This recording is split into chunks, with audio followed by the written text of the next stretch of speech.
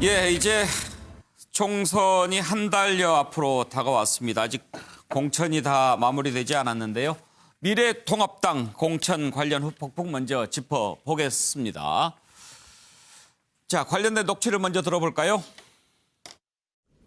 저는 지난 40여일 동안 25년 정치 인생 처음으로 공천 신청을 하고 가슴 졸이며 기다렸습니다.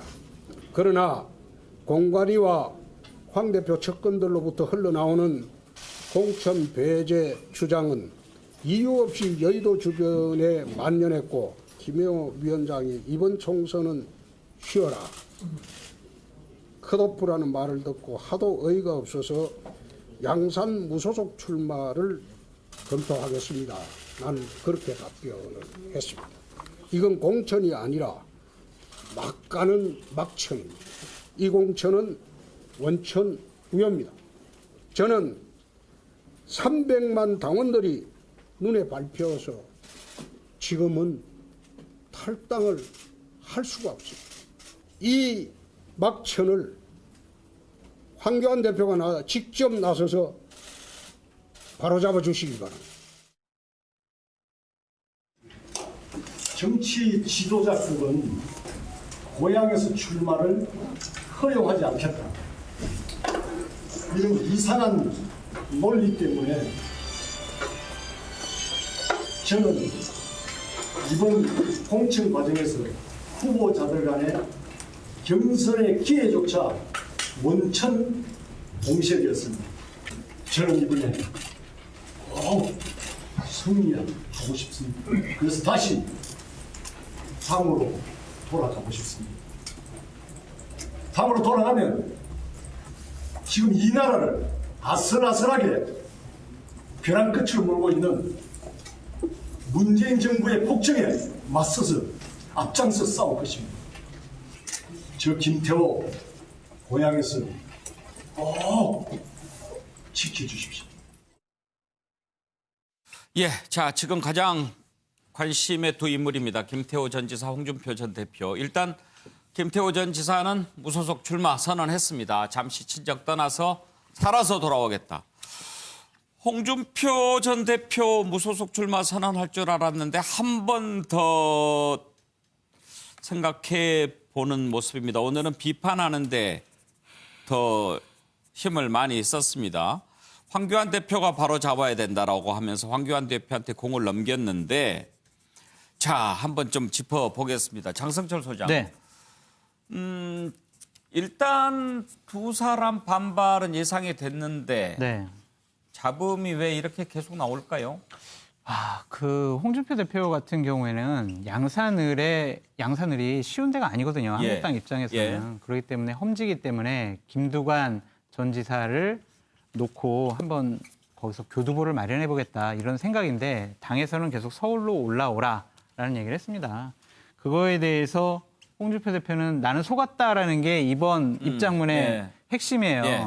나는 김영호 위원장한테 속았고, 그래서 이것을 황교안 대표가 좀 바로잡아달라, 이건데, 오늘 뭐 탈당이라든지 어디에 출마하겠다는 얘기를 안 한 거는 명분을 쌓기 위한 작업입니다. 그러니까 나는 내 스스로 우리 당을 나오지 않았다, 버리지 않았다, 나는 쫓겨났다. 예. 그래서 내가 어쩔 수 없이 무소속으로 출마할 수밖에 없다라고 이제 주장한 건데, 예. 결론적으로 말씀드리면 양산을 아니면 대구로 갈 것 같아요.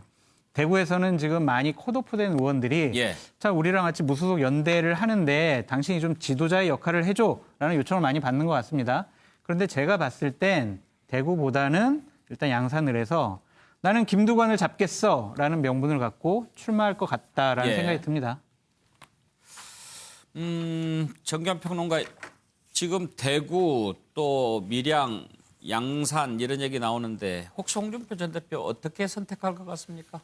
아마 오늘까지 결정을 하겠다고 어제는 마음을 먹었는데 예. 막상 오늘 아침 되니까 아직까지 결정할 시간은 아니다. 예. 결정을 못 내렸다는 것이죠. 그만큼 본인도 불출마냐 아니면 무소속 출마 강행이냐 이제 이런 부분에 정리가 안 된 것이고요. 오히려 오늘은 이제 공격의 한 수를 예. 또 날렸죠. 자, 내 기다려보겠다. 이번에 황교안 대표가 어떤 경우에도 홍준표가 국회에 입성하는 것은 막아야 한다 또는 예. 막는다라는 것을 본인이 이런저런 경로를 통해서 들었다는 것 아닙니까?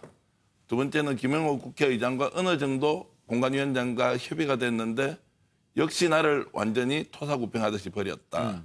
아마 홍 전 대표 생각은 이런 게 있을 겁니다. 기억하시는지 모르겠습니다. 일단 지난 대선에서 문재인 대통령과 자웅을 겨룰 때 어쨌든 대통령 후보였습니다. 예. 그전에는 또 당의 대표였습니다.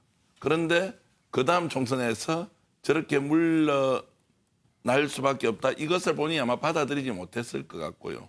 그러면 최소한의 협상이 됐어야 하는데 그 협상에 실패함으로써 본인도 오갈 길이 없이 헤매지만 당에서도 마지막까지 처리하는 데는 상당히 힘들 것이다. 이렇게 생각을 해봅니다. 예. 그런데 장성철 소장, 네. 그 지금까지 이렇게 봤을 때 공천 중간 평가한다면 어떻게 보세요? 지금 그러니까 미래통합당 얘기하시는 예. 거죠? 좋지 않아요. 왜냐하면 예. 단수, 전략, 무선 추천 지역이 너무나 많아요.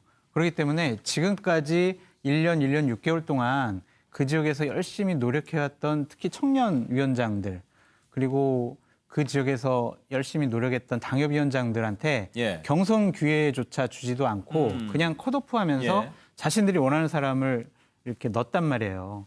그게 바로 사천 공천이 아니라 이건 사천이다라는 예. 비판을 많이 받는 거고요. 경선을 치르지 않고 전략 공천을 하면은요 무소속 후보가 난립할 수 있습니다. 박빙의 선거 지역 같은 경우엔 한 명이라도 나가서 5% 정도만 가져가도 당락에 많은 좌우가 되거든요.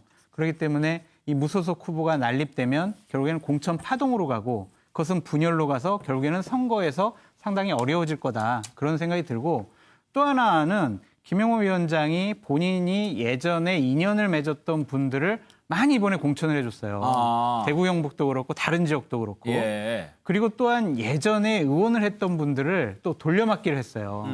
그렇기 때문에 일단은 컷오프를 하면서 현역 의원들은 많이 날렸지만 비우는 것은 잘했지만 채우는 것은 잘못했다. 저는 그렇게 평가하고 싶습니다. 공관위원장 뭐 아무래도 욕먹기 쉬운 자리죠. 그런데 이런저런 말들이 계속 나오기 때문에 특히 홍준표 전 대표 막천이다 뭐 이런 표현까지 썼죠. 김영호 공관위원장 발언 내용 잠깐 좀 들어보실까요? 오히려 내가 너무 잘 알기 때문에 나 때문에 불출마를 선언을 하거나 경선이나 단독 발표에서 배제된 사람들이 너무너무 많아요.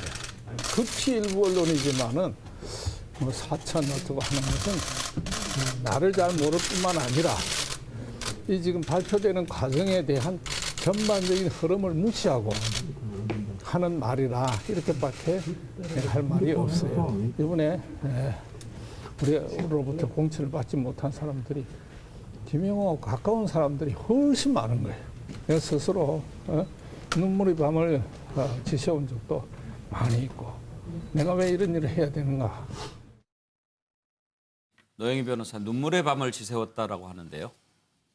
별로 눈물은 안 흘리셨을 것 같은데 지금 이게 친이계냐 아니냐에 따라서 갈렸다라는 얘기가 사실은 있습니다만은 친이계, MB? 네, 그렇죠. 예. 원래 김영호 공관위원장이 좀 그런 예. 쪽이라고 알려져 있지 않습니까? 근데 또 본인 얘기로는 내 측근이 더 많이 잘렸다라고 얘기하는 걸 보면 또 완벽하게 그건 아닌 것 같긴 한데요. 김영호 위원장의 깊은 뜻이 뭔지를 사실은 저는 잘 모르겠어요. 솔직히 말하면. 예를 들면은 홍준표 전 대표 같은 경우에 사실 이렇게 막천이라고 화를 낼 수밖에 없는 게 처음에 본인이 고향 출마하겠다 그랬더니 하지 말라 그래서 험지라고 생각하는 양산을 가겠다고 했어요. 그랬더니 그때 김영호 위원장이 절반의 승리라고 말했습니다. 왜냐하면 김태호 후보는 그렇게 말 안 했기 때문에.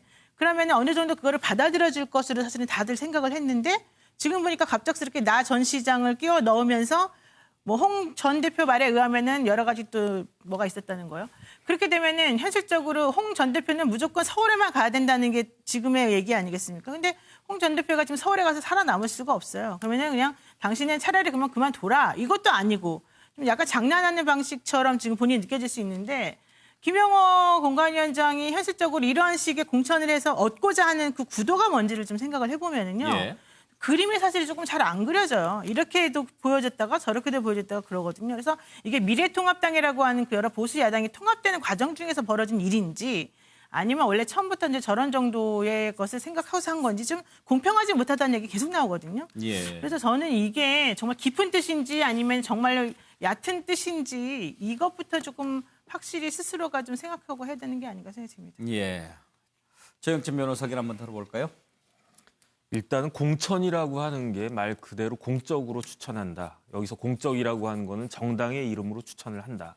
결국은 무슨 말이냐면 선택을 한다는 거거든요. 여러 명이 경쟁을 하는데 그런데 제가 알고 있는 어떤 말이 있냐면 선택이라고 하는 것은 선택하지 않은 것을 감당하는 것이다. 이런 이야기가 있어요. 쉽게 말하면 공천에 있어서 잡음이 없으려면 낙천된 사람들이 다 수긍을 갖다가 할 수 있어야 되는데 과연 그럴 것인가 그런 생각이 들고 그다음에 홍준표 대표 입장에서는 이제 황교안 대표를 갖다가 물고 늘어졌는데 황교안 대표가 나설 수 없다는 걸 누구보다도 잘 알고 있겠죠. 그럼에도 불구하고 지금 한 스텝을 갖다가 잠깐 멈춘 거는 홍준표 전 대표는 대표이자 또 대권 후보이지 않았습니까? 그러니까 김태호 전 지사하고는 좀 입장이 틀린 것 같아요. 그런 스스로는 굉장히 비중이 있다라고 생각을 갖다가 하고 있기 때문에 할 것이기 때문에 그냥 막 나갈 수는 없고 한 번 더 명분을 쌓기 위한 그것이 아닌가. 그런데 정치 은퇴하고 그럴 것이 아닌 이상 결국은 출마는 할 것 같고 그러면 탈당해서 무소속으로 자웅을 겨루어 보자 이런 마음일 것 같습니다.